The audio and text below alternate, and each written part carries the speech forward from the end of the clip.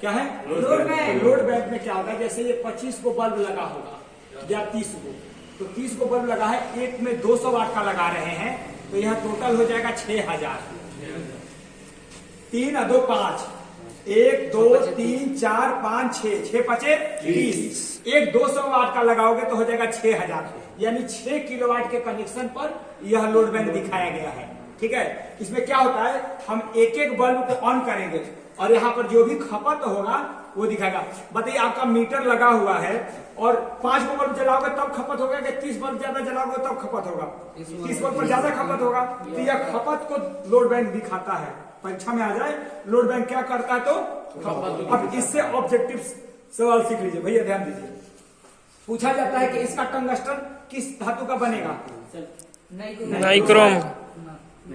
इसका टंगस्टन का बना होता है, इसमें का जो फिलामेंट होता है टंगस्टन का बना होता है। अब दो इंपॉर्टेंट सवाल जो हम लोगों से गलती होता है, बोला जाता है इसका पावर फैक्टर क्या होगा, टंगस्टन वाले फिलामेंट लैंप का पावर फैक्टर क्या होगा? उसका पावर फैक्टर 1 हो जाता है। पूछिए क्यों, कारण बता दे।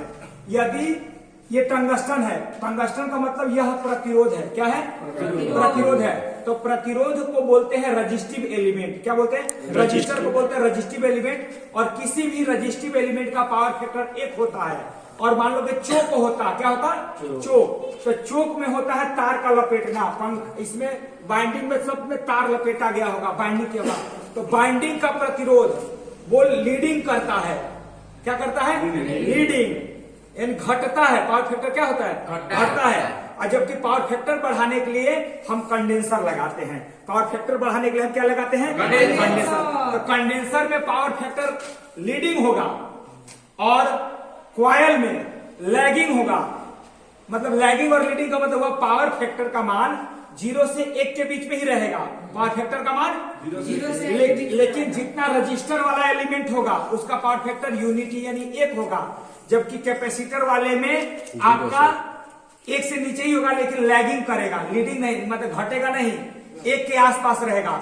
जबकि कॉइल वाले में लीडिंग होगा। लीडिंग और लैगिंग का मतलब समझ लीजिए, ये 1 हो गया और कैपेसिटर है तो लीडिंग कर रहा है, लेकिन 1 से थोड़ा सा कम है। और कॉइल रहेगा जैसे आप ना क्या बोलते हैं कि आपका ट्यूबलाइट में चोक होता है, चोकवा को फोड़िएगा ना तो उसमें से आपको दिखेगा क्या चीज? कॉइल। तो कॉइल को लीडिंग करते हैं। कॉइल क्या? तो लैग। कॉइल क्या करेगा? सी से कॉइल, एल से लैग करेगा। सी से कॉइल, एल से लैग। कैपेसिटर भी सी से होगा तो लीड करेगा। कैपेसिटर क्या करेगा? इसका पावर फैक्टर लीडिंग होगा और रजिस्टर का पावर फैक्टर 1 होगा। 3 सवाल कराए हैं।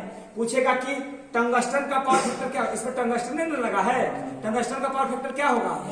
1 होगा। और या ऐसे पूछ दे कि टंगस्टन फिलामेंट वाले बल्ब का पावर फैक्टर क्या होगा? 1 होगा। कैपेसिटर का पावर फैक्टर लीड की लीड करेगा कैपेसिटर का। कॉइल का ठीक है, वेरी गुड। ये क्या है बाबू? ये आपका है एमसीबी। एमसीबी का पूरा नाम मिनिएचर ब्रेकर। अब इसी तरह से 4 पॉइंट और समझिए बाबू। बोला जाता है ELCB, तो अर्थ लीकेज सर्किट ब्रेकर। अर्थ लीकेज सर्किट ब्रेकर।